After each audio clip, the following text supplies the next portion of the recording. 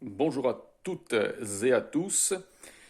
Euh, que la paix de Jésus soit avec vous. Donc aujourd'hui, je souhaite faire une vidéo afin de vous aider à identifier clairement les gens pervers, les gens méchants. Parce que très souvent dans la vie, il arrive qu'on rencontre des gens, qu'on ait des relations avec les personnes, et on ne sait pas si la personne en face de nous est vraiment digne de foi. Est-ce que c'est une personne honnête? Est-ce que c'est une personne qui a un cœur, un bon cœur? Est-ce que c'est une personne qui est bien intentionnée? Et j'ai trouvé la manière de le savoir. Vous savez, Jésus fait la différence entre la lumière et les ténèbres. Jésus nous a dit qu'il était la lumière, le chemin et la vie. Par opposition aux ténèbres, qui désignent la géhenne, du feu de l'enfer. Les ténèbres, donc les ténèbres et la lumière. Et ce qui est très particulier, c'est que quand vous avez affaire à des gens qui font des choses malsaines, des choses perverses, des choses mauvaises, très souvent, je ne sais pas si vous avez déjà vu à la télé des gens qui disent pas de caméra, pas de caméra.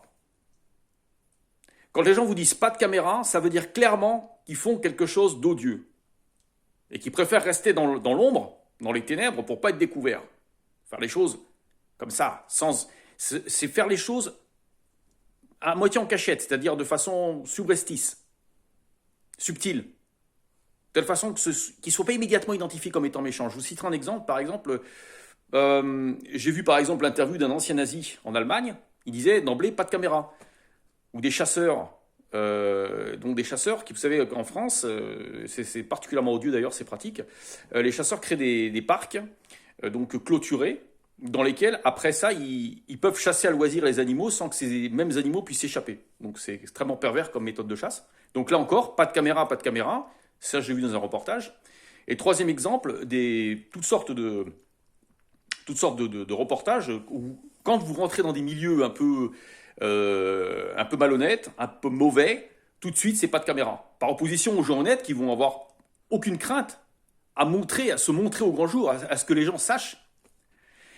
Donc, déjà, premier indice, les gens qui vous disent pas de caméra. Donc là, méfiez-vous. C'est là où vous avez affaire à des truands. Deuxième chose, quand vous avez des relations avec quelqu'un, vous avez des problèmes relationnels avec des gens, vous sentez qu'il y a quelque chose de pas clair, vous remarquez, vous entendez des paroles, des actes, etc.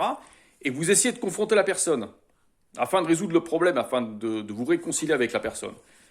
Si en face de vous, la personne, une fois que vous l'avez identifiée, elle s'énerve, elle vous insulte et elle fuit la conversation, c'est clairement que cette personne-là est pas nette. C'est clairement que c'est une personne mauvaise, qui vous veut du mal. Donc c'est quelqu'un qui a été découvert, donc qui va essayer d'éviter la confrontation. Et je citerai par exemple d'autres exemples.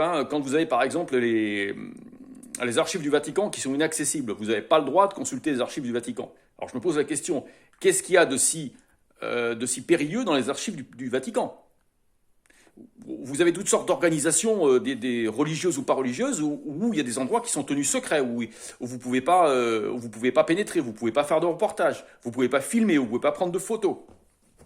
Et pourquoi? Parce que ça représente une menace, quelque part.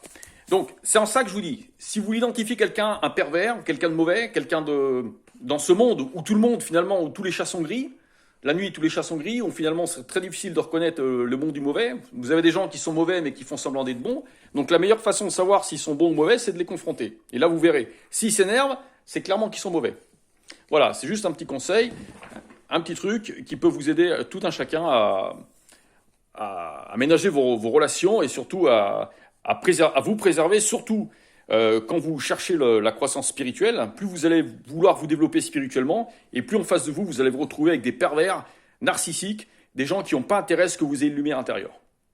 Voilà, je vous remercie pour votre attention. On se dit à très bientôt pour une nouvelle vidéo. Au revoir.